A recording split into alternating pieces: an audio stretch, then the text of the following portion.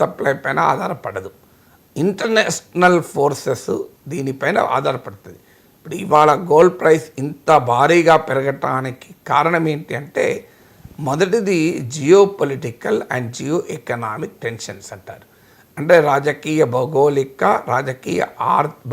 ఆర్థిక ఉద్రిక్తతలు. ఇవాళ ఈ ట్రంప్ సృష్టిస్తున్న బీభత్సము, స్టాక్ మార్కెట్లు కుదేలవుతున్నాయి, మీకు బాండ్ మార్కెట్ తలకిందులవుతుంది, డాలర్ పడిపోతుంది, అసలు వరల్డ్ ఎకానమీ గ్రోత్ రేట్ పడిపోతుంది అని IMF లాంటివి హెచ్చరించాయి.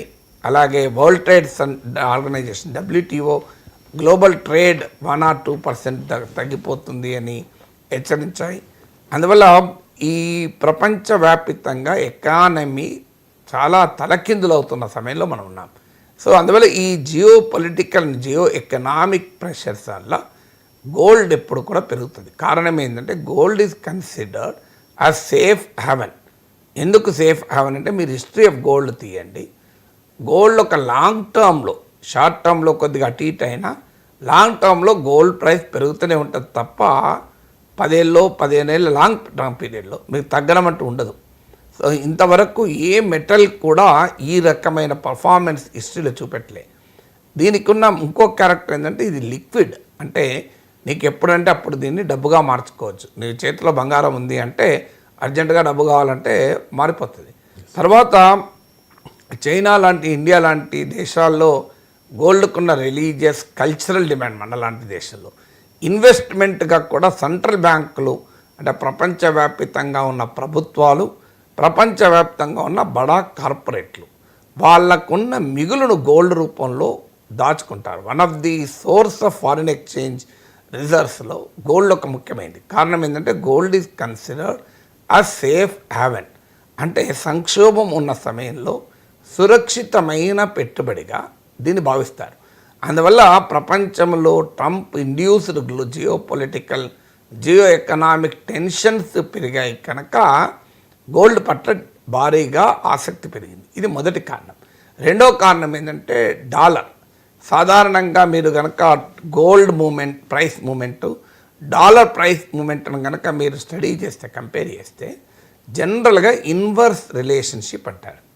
అంటే గోల్డ్ పెరిగితే డాలర్ తగ్గుతుంది, డాలర్ పెరిగితే గోల్డ్ తగ్గుతుంది. సో డాలర్ ధర మూమెంట్ను బట్టి గోల్డ్ మూమెంట్ ఉంటుంది.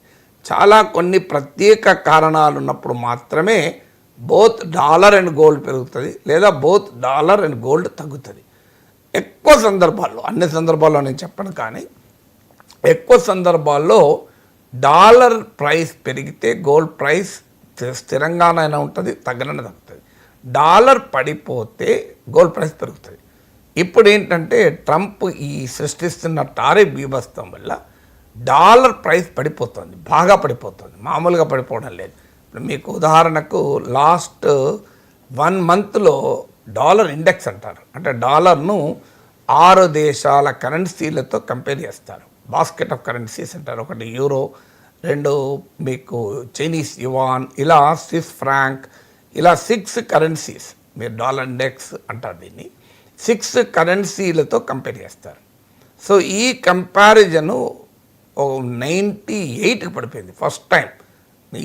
కొన్ని గత కపుల్ ఆఫ్ ఇయర్స్లో ఇదే ఫస్ట్ టైం ఇంత తక్కువ పడిపోవడం. నిన్న కూడా మండే రోజు కూడా 1.13% పడిపోయింది డాలర్ ఇండెక్స్. గోల్డ్ ప్రైస్ ఏమో ఒక 2% పెరిగింది. సో 1700 పెరిగింది తులానికి మండే ఒక్కరోజే.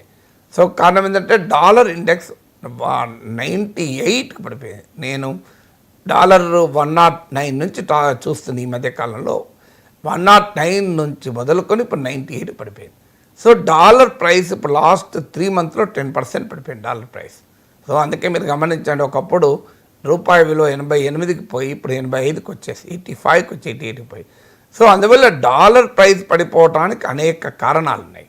దీనికి ముఖ్యమైన కారణం ఏంటంటే, investor confidence in American economy, American assets అంటారు, ఎకానమీ కూడా కాదు, అమెరికన్ అసెట్స్ లేదా డాలర్ డినామినేటెడ్ అసెట్స్లో పెట్టుకోవడానికి ఇన్వెస్టర్ కాన్ఫిడెన్స్ అనేది సడలిపోయింది. ట్రంప్ అనుసరిస్తున్న ఈ అన్ప్రిడిక్టబుల్, ఎందుకంటే మరీ ముఖ్యంగా టారిఫ్లకే కాదు, అన్ప్రిడిక్టబుల్.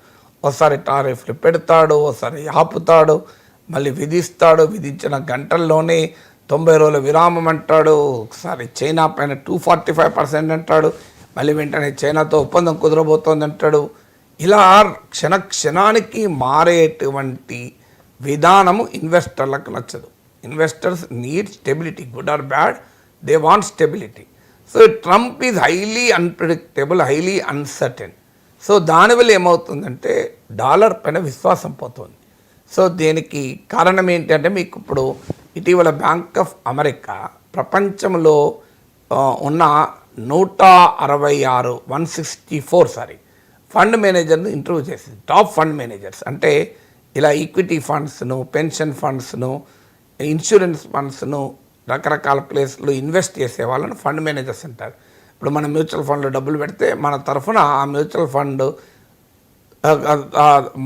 ఫండ్ ద్వారా ఇతర ప్లేస్లో ఇన్వెస్ట్ చేస్తారు. ఇలా టాప్ 164 ఫండ్ మేనేజర్స్ని ఇంటర్వ్యూ చేస్తే మీరు అమెరికన్ ఈక్విటీస్లో పెడతారా, పెట్టుబడి అంటే ఫిబ్రవరిలో 6% మాత్రం అనుమానాన్ని వ్యక్తం చేశారు. మేము పెట్టాలంటే ఆలోచిస్తాం, అమెరికా స్టాక్ మార్కెట్ ఏమవుతుందో తెలియకుండా ఉంది అన్నారు. ఇది ఫిబ్రవరి. ఇప్పుడు 49% మేము పెట్టము అన్నారు. So this shows how American economy పైన, అమెరికన్ అసెట్స్ పైన గ్లోబల్ ఇన్వెస్టింగ్ కమ్యూనిటీకి ఎలా తగ్గిపోతుంది విశ్వాసనతానికి ఇందుకు ఉదాహరణ.